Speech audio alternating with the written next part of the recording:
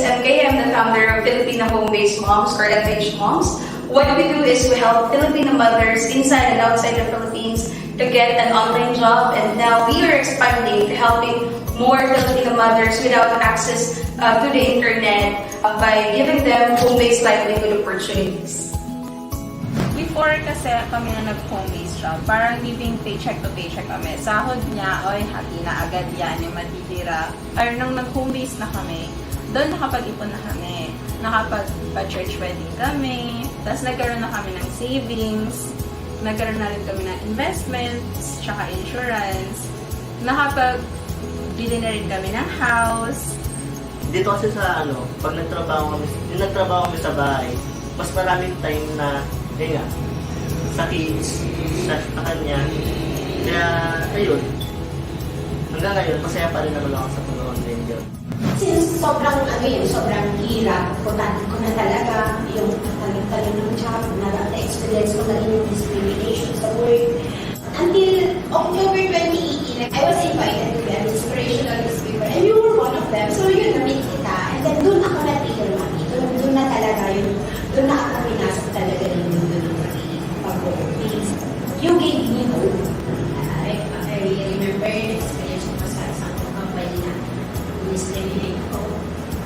I got projects, I got freelance job, naging ambassador sa isang company. So those are some things na natutunan ko sa Hobbies. Nag-join ako ng FH Moms last 2017 and that was the first year na nag-transition ako from corporate to working from home. So, nakita ko to sa Facebook as a mommy community for, like freelancers. So, that's why I joined. For me, FH Moms is really like a blessing.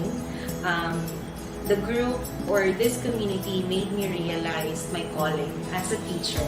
It's an honor to be part of this group, to impart what I know, and help other mothers out there as part of the goal of FH Moms. So, go for it. In my job, there are many tasks. There are so many things that needs to be done in front of the computer. There's a lot of forms, paperwork, and also a lot of research. At the same time, being an event planner, I'm always on the go. And as a new company, it's also challenging whether should I hire an employee, like a regular employee, or should I just get somebody that's on call. Now, this is where FH Moms came in, like God said. So when I hired one of the wonderful FH Mom members with the name of Katie, I was able to communicate to her what I envisioned my business to be, and she helped me to create a very positive branding of my business. So I would say having FH Moms as a support system for my business has been the best decision that I have ever made.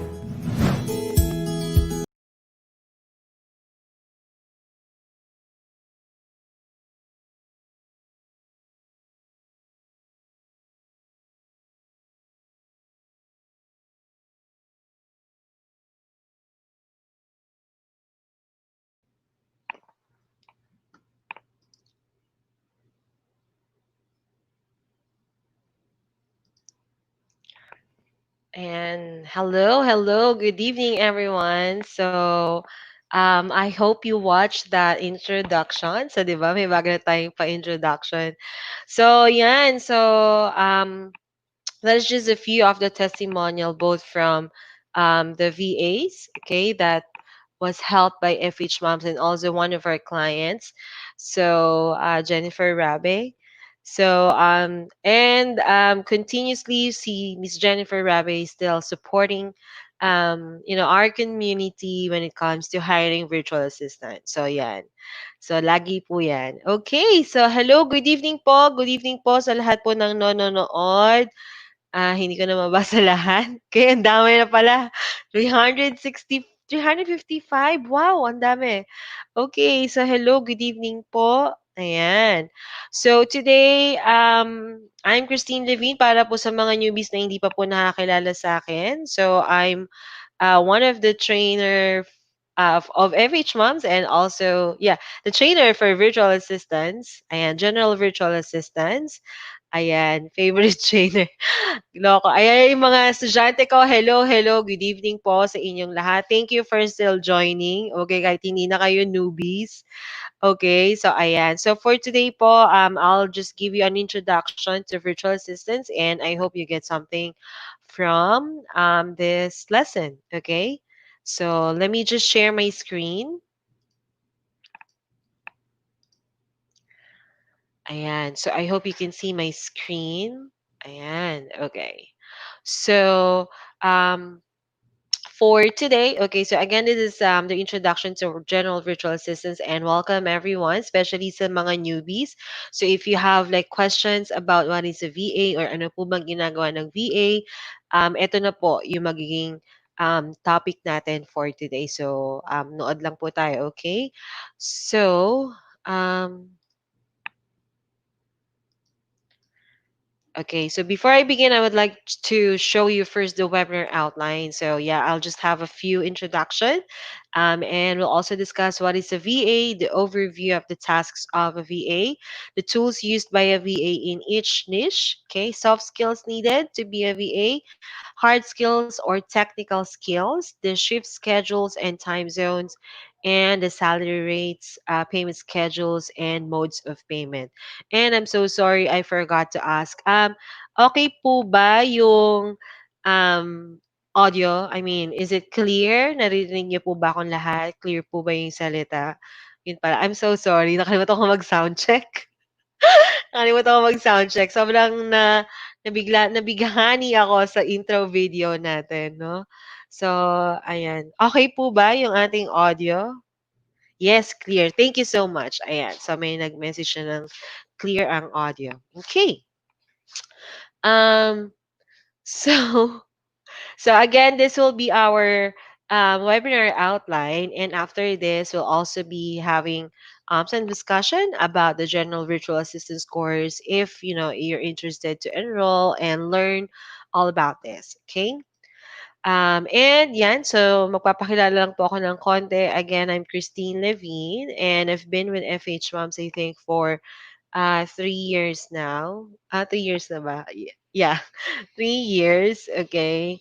And ayun po, I've been a trainer as well for FHML for 2 years. I guess we started with email marketing first. That's our first course, and then we decided to make it, um, the whole general virtual assistance na, since that is also my job. So I've been an admin or administrative and digital marketing VA for 3 years already, and I'm also handling the same clients. And meron din tayo mga bagong clients na dumating. Okay. But I started as an ESL teacher. Okay, so nag-start po ako talaga as an ESL teacher kasi this is the first job na nakita ko po, nakita ko online, no? So I was really curious and I was still working sa corporate industry, or yeah, sa corporate industry or sa call center industry back then. So, ito na lang po muna, nag-ESL muna ako, part-time. Okay, so, ayun nga, before po ako naging part-time ESL teacher in 2017, um, I worked, okay, in the BPO or call center industry for, yeah, 13 years, okay? And the latest job that I got is a process trainer, and I've been a trainer for 4 years. And then few years back, no, nag-customer service representative din po ako. So sa mga taga call center diyan, hello, hello. Okay?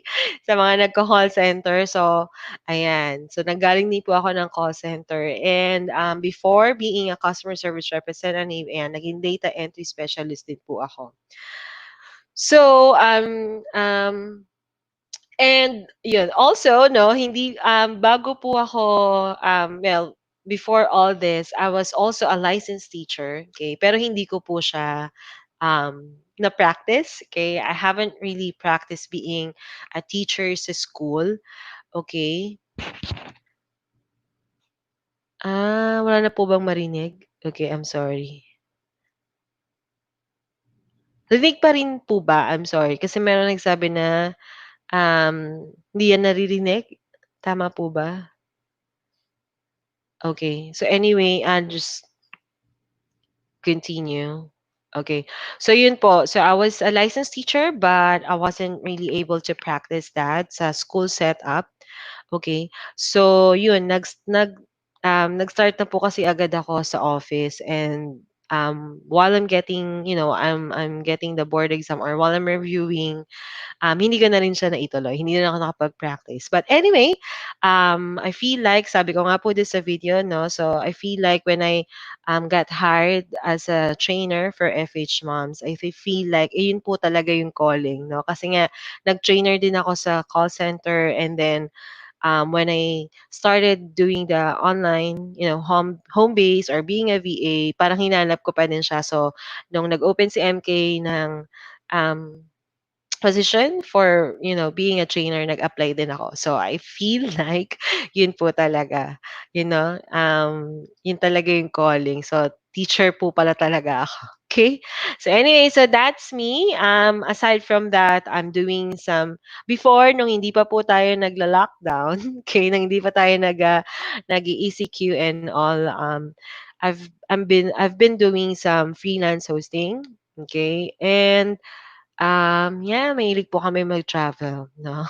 Mahilig kami mag-travel. So, ngayon stay at home muna tayo, okay? So, wala na rin tayong mga freelance hosting, but, I'm still helping, Jennifer Rabe is was one of my mentor for the hosting din. So, ayan.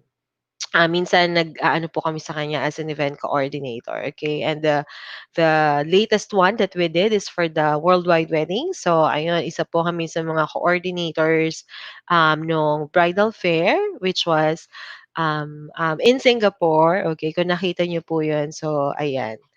Okay. So yeah, let's go to that's me, okay? And yeah, so let's go to the topic itself, which is what the meaning of a virtual assistant, or the definition as we call it. Okay, so this might sound cliche, but for our newbies out there, so para po sa inyo itong definition natin. So a VA, or a virtual assistant, I'm so sorry about the spelling, okay, is an independent contractor who provides administrative, digital, and technical services to clients while operating outside of the client's office. So, para din po tayong, executive assistant. So, we're also called as executive assistant, admin assistant, okay? So, pero ang pinaka-term, or ang sabi po nila is they already call it as an industry is virtual assistant, because we are working virtually, right, for our client. Most of us are working virtually for our clients. So hindi lang po ito, for international clients, okay? So especially right now, masyadong boom na boom po talaga ang pagiging VA, kasi even the local clients, nag-hire na rin sila ng VA ngayon, to help them with social media, with website management, and with admin tasks, no?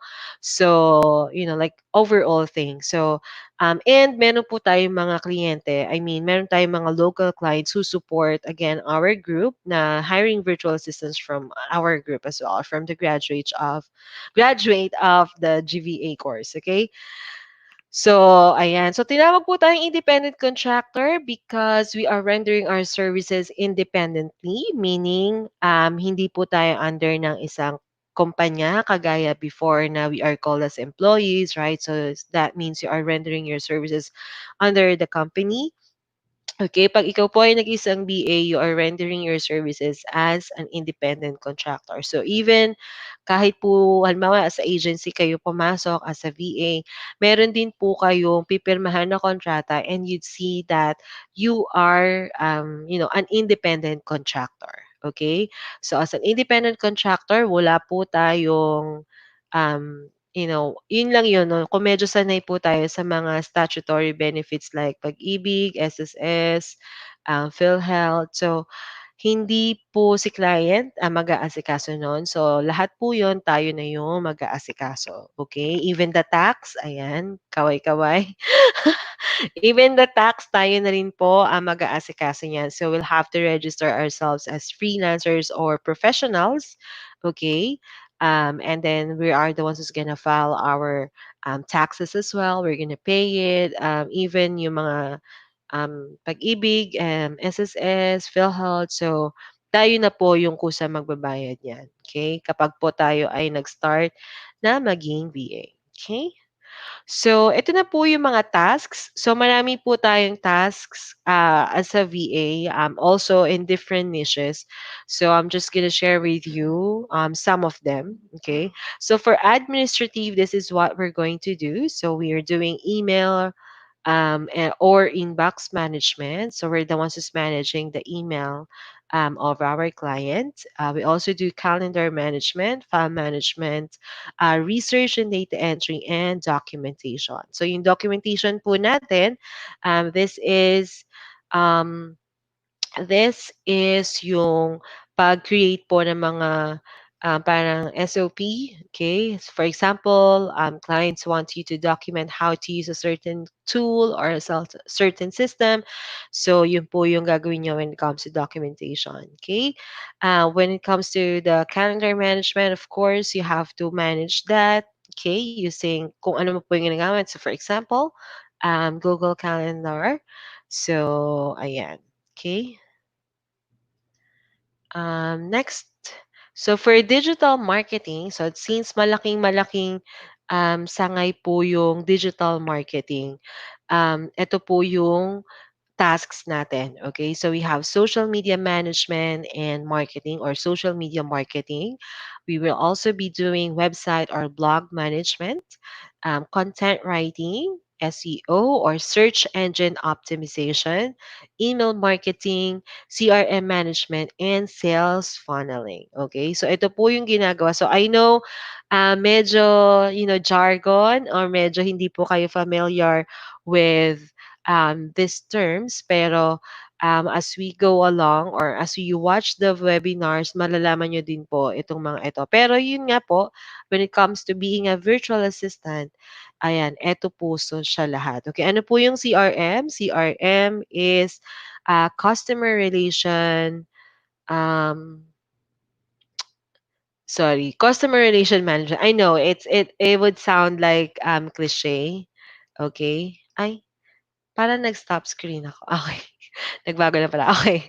So, yan. So, it would sound cliche, pero yun po talaga yun. Kasi yung CRM is yung isang malaking database, no, na ginagamit for email marketing. You can also use it as a payment gateway.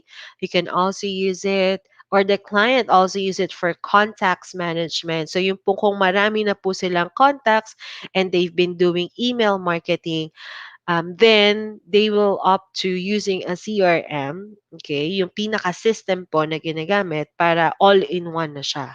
Okay, so yun po yung tinatawag natin na CRM. Okay? So, and hello po sa lahat po ng mga bagong dating. Yan, good evening. And wow, 495. Parang wow, ano to, record breaker ha. Oh, 499, isa na lang. Ayan na, 500 na palang lahat. Ayan, thank you so much po for watching and I hope you get something from this webinar. Okay? So, ayan. So, and kung doon po sa mga hindi makakapanood or, you won't be able to finish this webinar, don't worry, it's recorded naman po. So, mapapanood nyo pa rin po siya dun sa FH Moms group po natin. Okay? So next po, tasks of our virtual assistant in the real estate industry.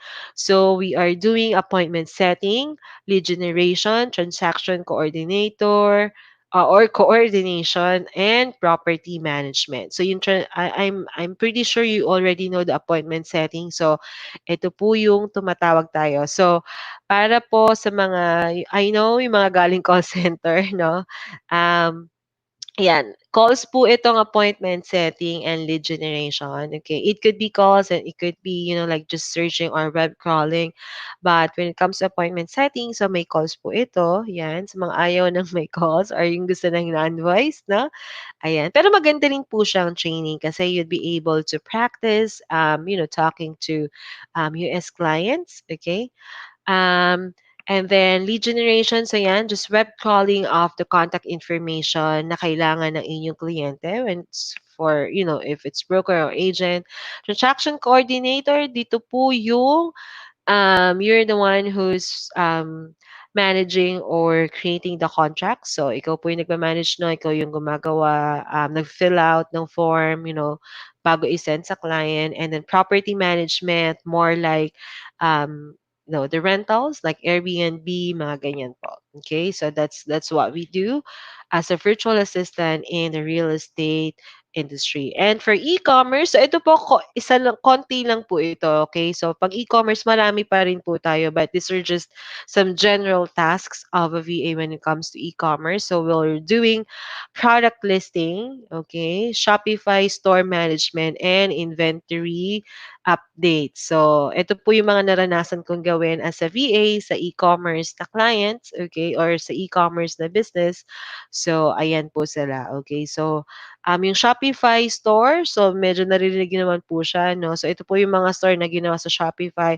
Iba pa po diyan yung tinatawag natin na sa Amazon, sa Etsy, um, sa eBay, ayan. So iba pa po 'yon, okay? Ayan. So, ayan. Ito naman po yung mga tools na ginagamit natin as a VA. So, for communication, we have Skype, Zoom, Google Hangouts, Slack, and let me add yung bago po kasi ngayon since na-start po yung ating pandemic, no? Ang ginagamit na po ngayon si Google Meet, okay, as one of the communication tool for interviews, for meeting, ayan, especially if your client is using G Suite or Google for Business na account. Okay? Excuse me. For admin naman po, so we're still using Office 365 or yung Microsoft, application, Microsoft Office application. We also use Gmail, yeah, G Suite, and then some of the clients still use Yahoo. Okay? So, ayan po ang ginagamit natin. And then for task management, which is related to admin task. So you'll be also using Trello, Asana, LastPass, Time Doctor, and Toggle. So si Time Doctor po and si Toggle, these are time tracker. Okay, na usually si Time Doctor po, connected siya in a company or si company po yung magbibigay sa inyo. Si client yung magbibigay sa inyo ng access, you know. Si Toggle, you can use this if you're doing some project-based. Pwede kayong mag-login ng kusa, no? Kusang login nyo na lang and then dito kayo magta-track ng time kung hindi kayo, let's say, project-based or part-time lang po yung trabaho nyo. So at least, diba, you have a basis kung ano po yung isasabihin nyo kay client na oras, okay? Or you can track your productivity. Then Trello and Asana. So again, is our task management tool. So dito po nilalagay ni clients yung mga projects or tasks, okay? Instead of sending it via email, so para mas maganda yung tracking, dito po nilalagay. And sa LastPass, this is used to share the login details, no, ng isang system. So clients won't have to give you the logins and the password. So dito na lang po siya isa-send and then mas madali po kasi parang magmumukha siyang um, database niyo 'no, kung saan nasa-save lahat, okay, na ishe-share sa inyo. Okay?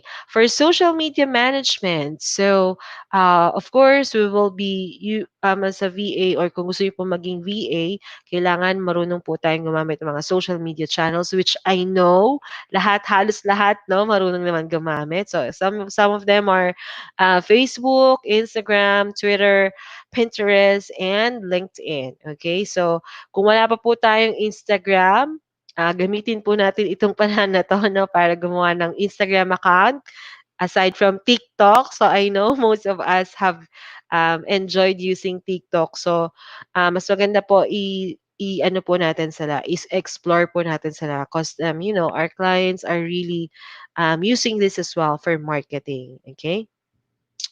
Of course, scheduling apps that we use for scheduling the post. So we have Hootsuite, Later, Buffer, and then for creating the social media graphics, we use Canva and Photoshop. Okay? So, sorry kung may mga questions po later, babalikan ko na lang po, okay? Babalikan na lang po natin siya. So, itutuloy-tuloy ko lang po muna para tuloy-tuloy yung discussions natin, okay? So, ayan po for social media management, those are the tools. And then, for website management, so yan, as a VA, you'll be using WordPress, Shopify, team builders, and plugins. So, ito naman po, hindi niyo po kailangan na kayo yung lahat po ng tools dito, hindi po kayo yung it's not necessary that you create your own. Okay? Si client po usually, hindi minsan, sila yung nagbibigay ng logins dito. Okay? So, ayan. Don't worry. Ito pong mga tools na to, hindi nyo po siya kailangan install and i-download. Most of them are really online. So, ang importante po sana sa atin kapag nag-start po tayo ay internet connection. Okay? Um, and a stable internet connection. Habol ko lang, stable internet connection. Okay? And then for email marketing and CRM management, so some of the tools that we be using are MailChimp, ActiveCampaign, HubSpot, and Ontraport. So again, these are just some. Marami pa pong ibang klase ng email marketing and CRM management systems. Pero ito lang po yung pinaka-basic na pwede pong assign ni client sa inyo. Okay? So, ito na po tayo sa soft skills of a virtual assistant. So, first, you need to have good communication skills. Well, ito po yung lagi tinatanong, no, na do you have to be fluent in communication skills? So, ideally, dapat po sana, opo, no? Pero since English is our second language, we won't be able to be really fluent, no? There'd still be some flaws, okay? So, ang mas maganda po, i-practice natin yung good, as in like, just good communication skill, as in wherein we can talk to the client clearly, okay? We can let them know or let them understand what we want them to know, and maintindihan din po natin si client. So, usually dun po yung nagiging gap, no? Yun yung gustong i-work out din ni client na I hope the VA can understand me whenever I give instructions. Maiintindihan ako na I don't have to like explain it paulit-ulit. Okay? So, yun, kailangan and then tayo din kapag nagsalita tayo or sumagot tayo kay client, we should be able to like explain, or not really just explain, but we would be able to clearly inform them what we want them to know. Okay? And of course, kaakibat ng good communication skills ay active listening skills. Ayan. So, syempre, lagi ka dapat nakikinig kay client, no?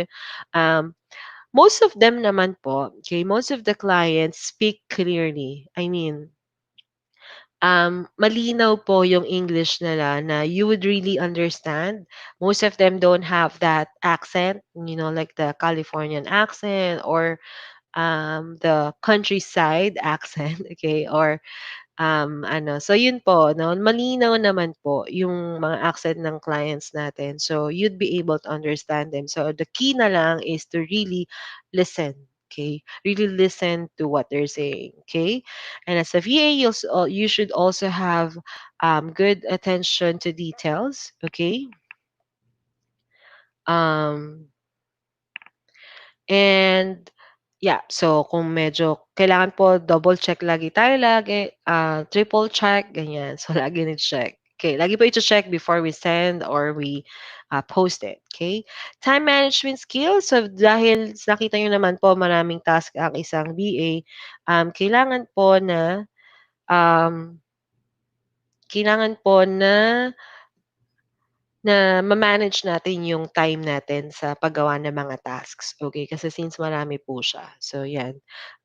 Then, project management skills. So, if you are working with a team, or if you are working with certain projects, so we have to um, have that project management skills, or, mas ma-organize po natin yung mga projects, okay? And next is good research ability. So, most of the tasks, no? So, kasama po yan, yung pag-research, especially if you're doing lead generation. So, kasama po yung pag-research. So, yan, dapat po mahilig tayo na mag-web crawling, mag-search, ayan. Okay? And then next is we have to be proactive and have an assertive attitude. So pag sinabi po nating proactive, kung wala na po masyadong gagawin or hindi lang kung wala nang gagawin, no? Um, kailangan you're on top of the tasks na binigay sa'yo ni client. So you always remind them kung kailangan i-remind, no?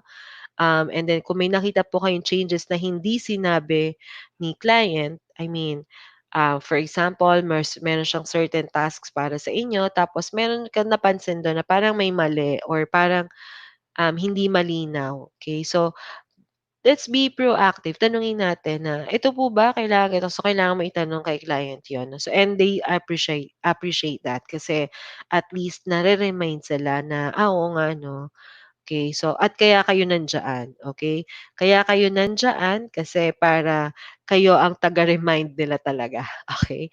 And assertive, so ayan, sa mga mahihiyain po, I know, nakakahiya po talaga minsan, no? I mean, minsan syempre medyo timid tayo, especially foreign, there are foreign and we always have to speak in English. So kung nahihiya po tayo, i-work out lang po natin. We have to be confident kasi kapag hindi tayo confident, nafi-feel ni client yun, eh. So, parang magdadalawang isip siya na, ibibigay ko ba dito task baka hindi naman ako maintindihan or baka, hindi niya magawa yung task. So, always, we need to have or we need to work out that assertive attitude. Okay?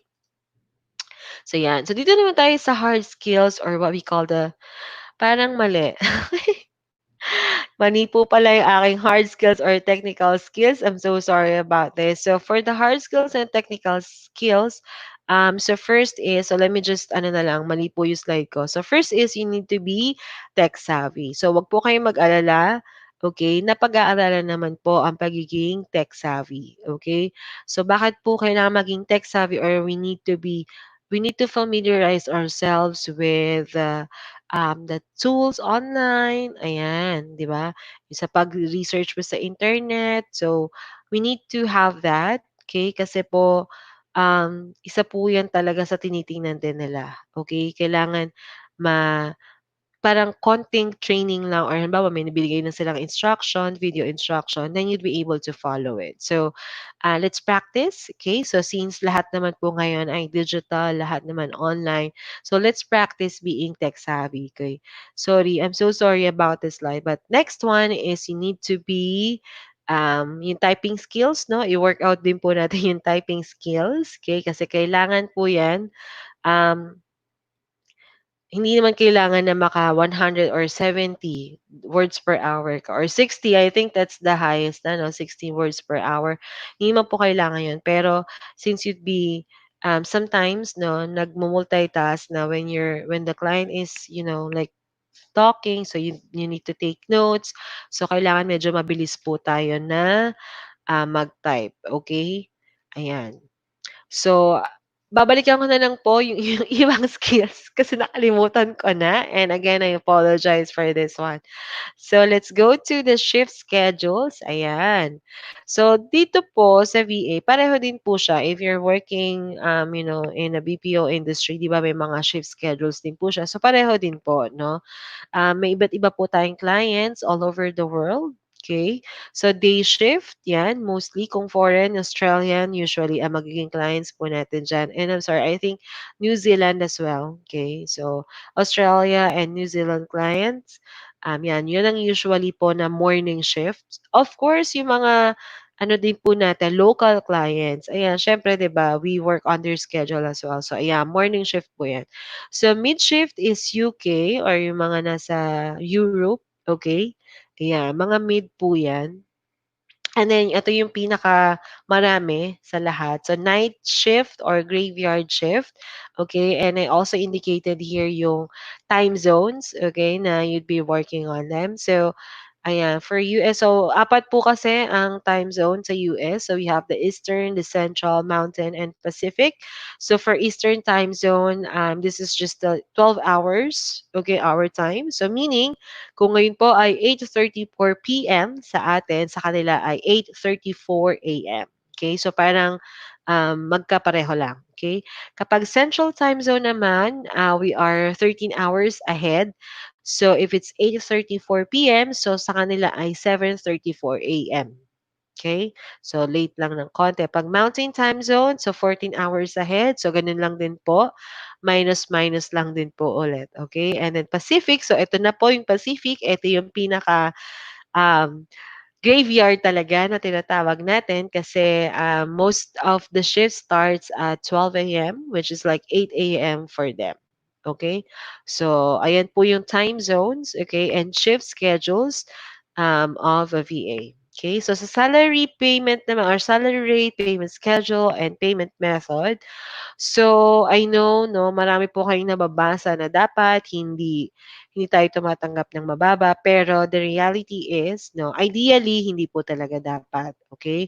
But the reality is since napakalaki na po ng industry natin sa freelancing, so most clients are really looking for yung mas mababa yung offer nila. Pero, don't be disheartened, okay? Kung don't be disheartened kung halimbawang mag-start po tayo sa $3 per hour. Kasi kahit po ako, nag-start din ako. Meron din akong clients na I started as, like $3 per hour. And actually, sa tingin ko noon, mababa pa talaga siya. Pero, when I counted or when I got the salary, parang sabi ko, sobrang happy kasi nasa bahay lang ako. And then, I don't consume the whole 8 hours. Pero, 'di ba, malaki na din 'yun na take out ko na money. So, as a newbie, okay, or sa mga wala pa pong experience, the rate could be $3 to $5 per hour or could be like $400 monthly. Okay? So, ayan po yung rate. And then, kapag po experience, so you can um, give them a rate of $6 to $10 per hour and then $600 to $1,000 monthly. Okay? Um, Ayan. So, yan po yung mga salary rate natin. Pero again, wag po kayo ma-discourage kasi ganyan lang po talaga ang kalakaran. Pero if you feel like you can haggle naman po, no? You can haggle naman. Pero as a start, ito lang po yung inaano natin, ino-offer. Okay? Then the payment schedule, so pareho lang po ng mga payment schedule natin dito. No? So we have the weekly, which is our favorite. Ayan. Kaway-kaway sa mga sumasahod dyan ng weekly. Ayan. Diba? So yeah, favorite po natin yung weekly payment. Meron din tayong bi-monthly. So minsan yung um, yung tag doon, puwedeng 15 or 30, ganyan, okay? And then monthly, 'yan. So wala pa naman meron po palang ganito pero for a fixed price po 'yan, okay? So let's say ang ano po, usapan po ninyo ni client is like $300 a month. So may certain date na you'd be sending your invoice and then you'd be getting the money monthly. Okay, so 'yan po. And then modes of payment, so clients send those payments via PayPal, Payoneer, TransferWise, and Zoom. So si Zoom po, iba po to dun sa Zoom na meeting na ginagamit natin. So X na Zoom, okay, this is like a baby company or parang sister company ni PayPal. Okay, connected po siya kay PayPal pero dito si Zoom, remittance ano po talaga siya, no? Used for remittance kasi diretso na po siya sa bank account ninyo papasok, okay? Unlike kay PayPal, papunta muna siya kay PayPal, 'di ba? And then saka niyo pa ita-transfer sa account ninyo. So, ayan po, okay? Next slide natin is ayan. So, ito na pala yung ating course topics for the GVA course. So, all this, lahat po na pinakita ko sa inyo, no, lahat po yon ng tools, ng tasks, that will be discussed on our General Virtual Assistance course, okay, which will be under Administrative, Social Media Management, Website Management, Basic Real Estate and Lead Generation, Email Marketing, CRM Management, and some basic sales funnel. So basic lang po, okay, since I don't have access yet to, like the funneling system. Kasi medyo mahal po siya, okay? Pero, you can do like the basic naman po using the other email marketing platforms, okay? And then, um, So, ayan. So, what would you expect dito po sa ating General Virtual Assistance course? So, this is a 4 to 5 weeks of online training. And then we'll also have a bi-weekly online meeting, so 2 times a week. Okay. And then on the training, you'd also be able to navigate and use different tools and applications. Kasi yun po talaga. Kung ano po yung ginagamit ng isang VA, yun po talaga yung gagamitin natin. Okay? And then we'll also have some assessments, and you also have some activities every subject. So ito na po yun wherein you'd be navigating and using tools and applications. And we will also be having some guidance or some activities, or yung meron po tayong isang linggo na maggagawa po tayo ng resume, portfolio, and online profiles. Okay, so um, we'll help you create them, and gawin nating attractive. Okay, para sa mga clients. Okay, so what you'll get. Okay, so you'll have unlimited access to the training videos. So as you know, we're already using the platform.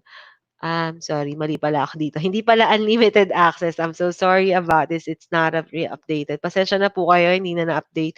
Pero since we're using the new platform, you'll have access. Okay, you'll have unlimited access, or not really unlimited, but a whole year access to the training videos and the platform. Okay, so ayun po. And then we'll also have some coaching and support. Okay, dun po sa course. And sometimes, okay, pwede nyo rin naman po akong tanungin. Say, meron kayong mga application, pwede nyo rin po akong tanungin if it's not, wag naman po yung legit na, wag po lahat tayong legit check. Kung ano po yung tingin, ano po yung, kung hindi nyo siya naiintindihan, okay? So, halimbawa, ano po yung ibig sabihin ni client, ano po ba yung hinihingi. So, pwede nyo naman po akong EPM about that, okay?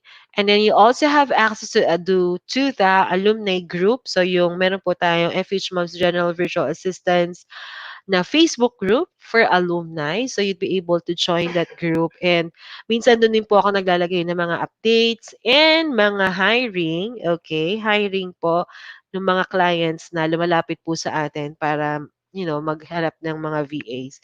And of course, the FH Moms Online University, wherein lahat po ng mga hiring din, okay, within FH Moms, okay, dyan po din pinopost ng ating recruitment team. So, makikita niyo po yan.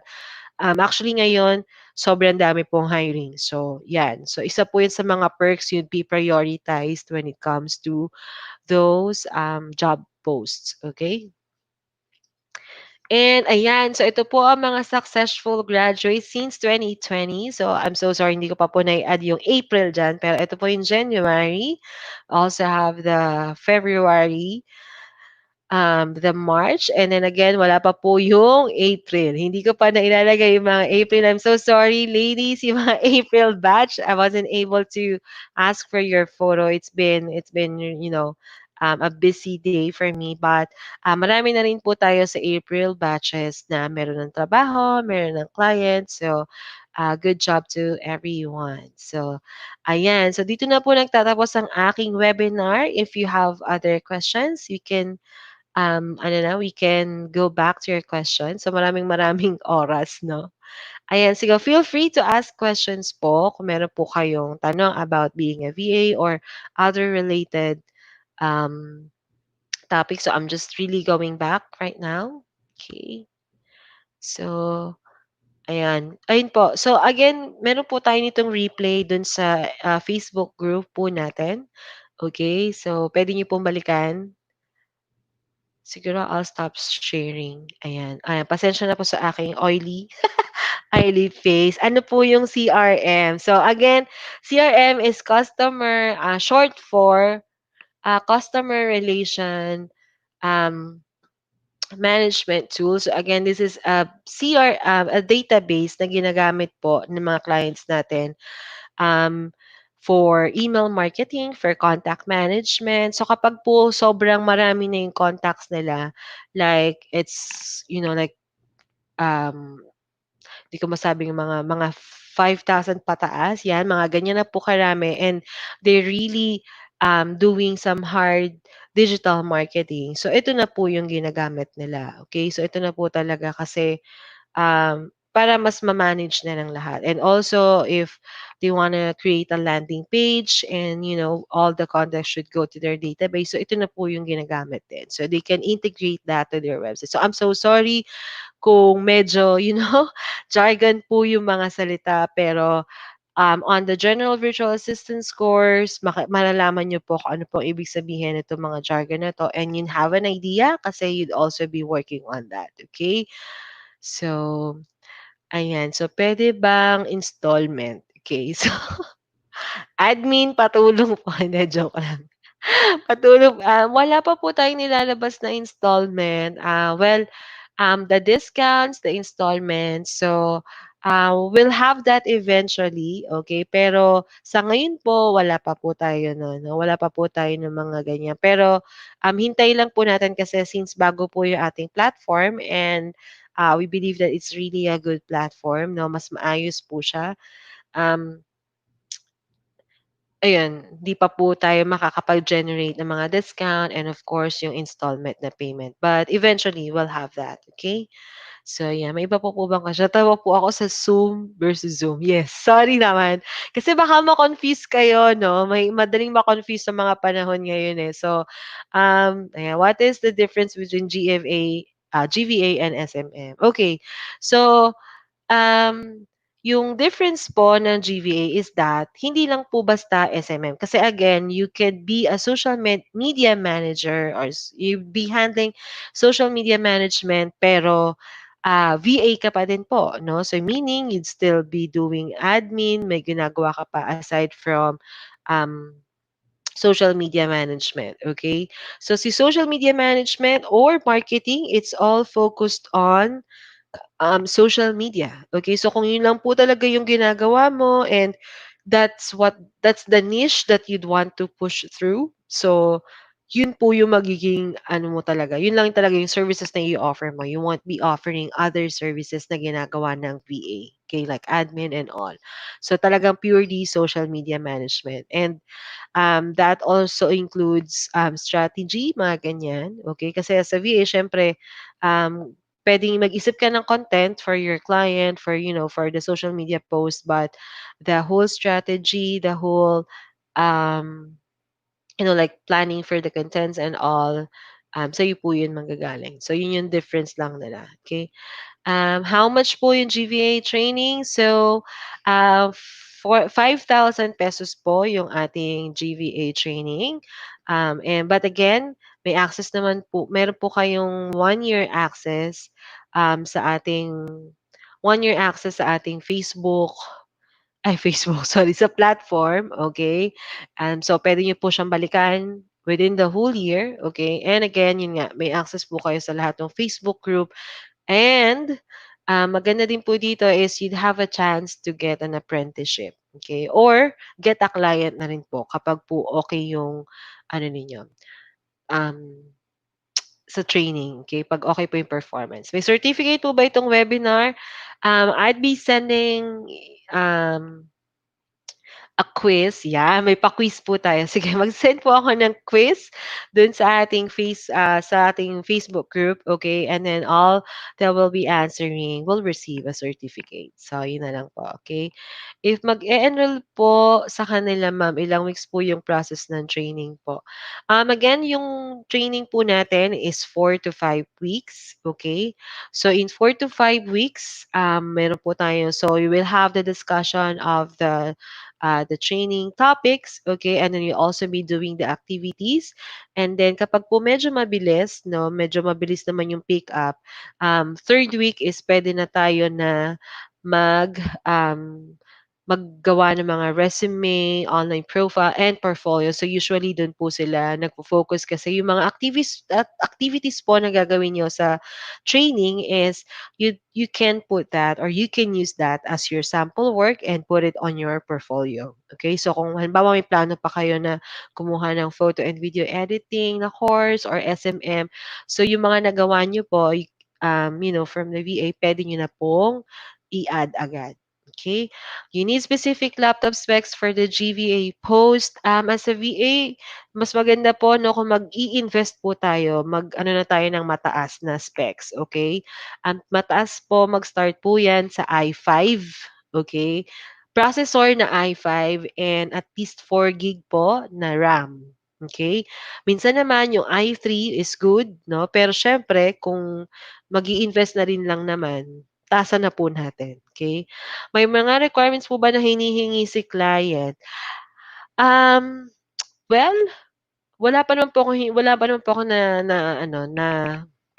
na-encounter na client na they ask for specific requirements. Oh, meron na pala, no? They ask for, I think, the NBI clearance. Okay, kasi mostly daw po ay Filipino ang kanyang team, so they ask for NBI clearance. Pero the other clients, they would just have you sign an NDA or a contract.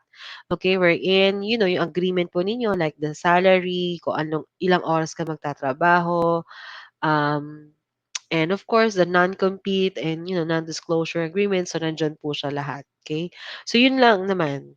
May Excel training din ba sa VA course? Hindi po Excel training, pero I'll show you some techniques on how to use Google Apps and Google Sheets. Okay? Kasi yun na po yung ginagamit. Hindi po ako masyado marunong sa Excel, pero mas nadadalian po akong gamitin si Google Sheets. So, yun. Meron akong tuturo sa inyong konting techniques when it comes to using Google Sheet and of course, the whole Google Apps. Kasi yun naman po talaga yung kailangan din.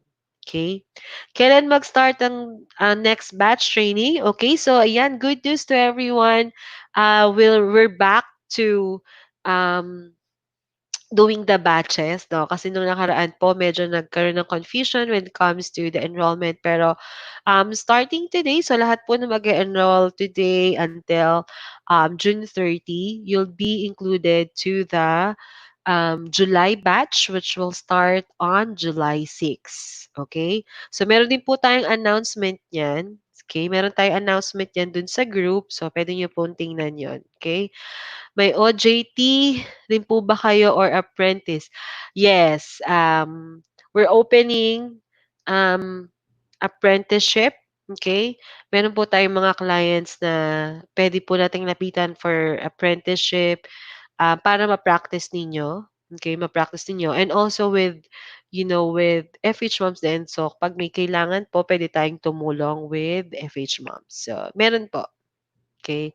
Pero, okay, I would say, so syempre, this requires still application and of course, kapag po talagang okay yung ginawa niyo sa training and performance with the training, so we also recommend you, no? We also recommend you to the clients. Okay? So, ayan. Ano pa po? Meron pa po ba tayong questions? We still have 8 minutes. Ayan. Are the apps included in the training like Photoshop and also training on using different tools? Okay. So, yes, lahat po nung diniscuss ko na tools and applications kanina, lahat po yon didiscuss ko po um, sa General Virtual Assistance course, but not the Photoshop, okay? Kasi syempre for photo editing na po yan and for graphic designing, so hindi naman po tayo masyadong focused sa Photoshop. And we have a course for that. If you want to learn about using Photoshop or if you want to be well-versed, no? Meron po tayong course dyan, yung photo and video editing na course with Katie. So, yan, siya po yung magtuturo sa inyo ng course. Okay, how to avail the training po? Okay, we have the enrollment link. Okay, dun po sa post. So, ipopost ko din po yun. Later on. Okay, post ko po later on. Yan, para po makapag-enroll kayo. Ayan. Okay. Monthly po ba? Yes, monthly po siya.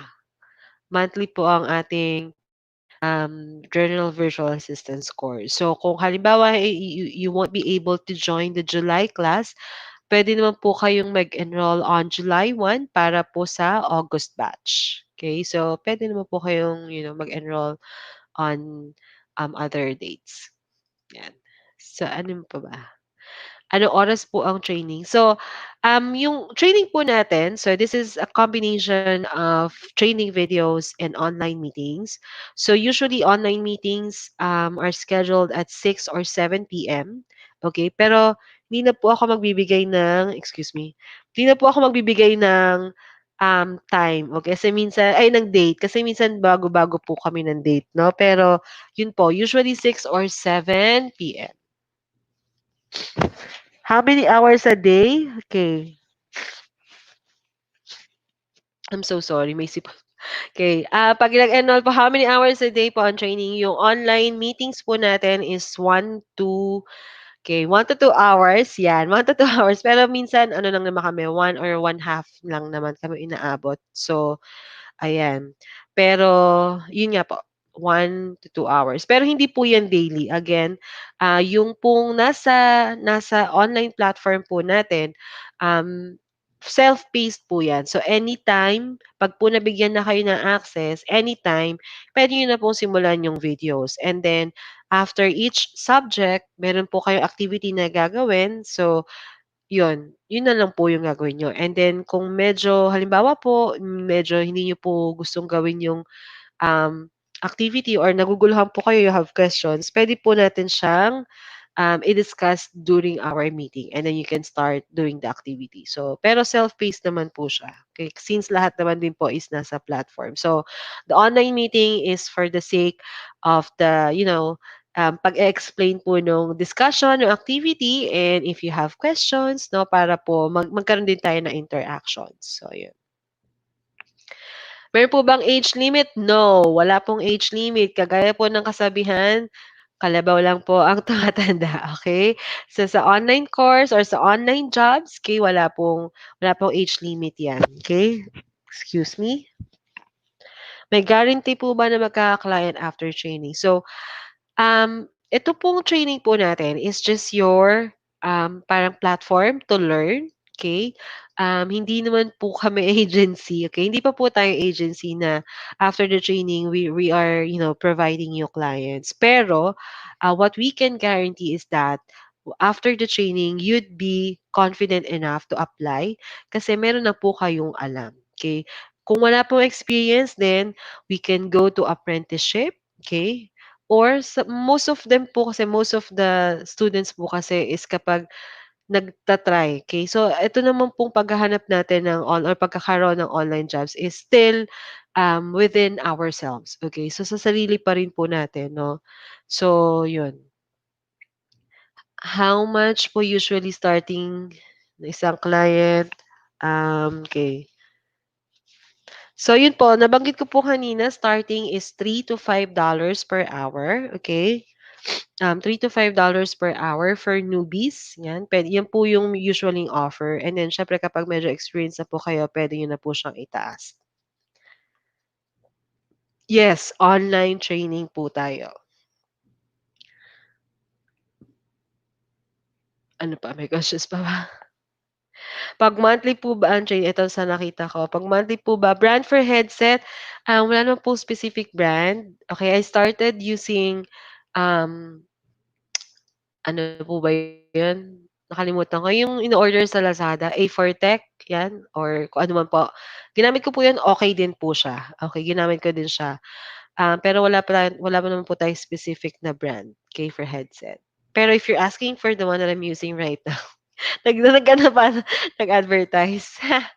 Um, ano po, Jabra po ito, okay, with noise cancellation. So, yan, Jabra. Kung gusto niyo po yung mga gano'n, I would suggest Jabra or Plantronics. Yan, yan po yung magaganda. Okay? If you're not staying in the Philippines, do they still hire you? Yes po. Yes. Meron po tayong isang estudyante before. She's working overseas. And then, nung naging po siya and then nagkaroon ng trabaho, nasa ibang bansa pa po siya. Tapos umuwi na lang din po siya kasi meron na po siyang VA job. So, yun. Yes, they will still hire you even if you're not in the Philippines. All over the world naman po siya. Exclusive for moms lang ba? Hindi po, okay? Hindi ko po masasabi na exclusive kasi po, right now, sa May batch, meron po tayong 2 daddies na naka-enroll. Okay, so okay naman po sa kanila na makipag-jam sa mga mommies, 'no? So hindi po siya exclusive and hindi meron din po tayong mga single pa. Hindi mga titas, okay? Meron tayong mga single pa. So, again, it's not exclusive for moms. Good na po ba ang AMD 8K, A8 at 8 gig? Hindi ko po sure yung processor ng AMD A8, okay? Baka pang-gaming po ba 'yan? Basta po, yun, yung sa processor, equivalent or anything equivalent to i5 or i3 as a minimum, yan. Pwede na po yun for VA na job. Okay? Meron pa po ba? Ang dami pa palang question. Ito pa pala. May sa training wala po tayong recommended specs, okay? Wala naman pong recommended and yun lang. So it's 9 o'clock na pala. Training fee, again, it's 5,000 pesos po. Okay? Thank you, Alma. Ayan. Wala po tayong real estate course, okay, na as in real estate lang po. Pero we have a topic sa GVA course na pang real estate. Okay? Can I still retain my full-time job kahit mag-freelance? Oo naman. Kung kakayanin po ng oras. Okay? Kung kakayanin ng oras, okay po. Kung hindi naman, um, then pili. Okay? Pili po tayo. Okay? Ano po required na ISP 'pag VA? Kahit ano po, basta kung ano po yung stable sa lugar ninyo. Um, wala naman po tayong preferred 'no, kasi depende po yun sa location ninyo, eh. So yun. So anyway, it's already 9:01. Thank you so much again for watching the General Virtual Assistance course. Um And I hope meron pa po tayong mga susunod na, training. So yung mga hindi ko pa po masasagot na questions ngayon, sasagutin ko na lang po. Okay, babalikan ko po yung comments. And again, we'll be sending the quiz for tonight para po sa mga gusto ng certificate. So sa lahat po na magsasagot ng quiz, then you'll be receiving the certificate. Okay? So again, thank you so much po sa lahat ng nanood. Enjoy the night and see you around. Okay? Bye!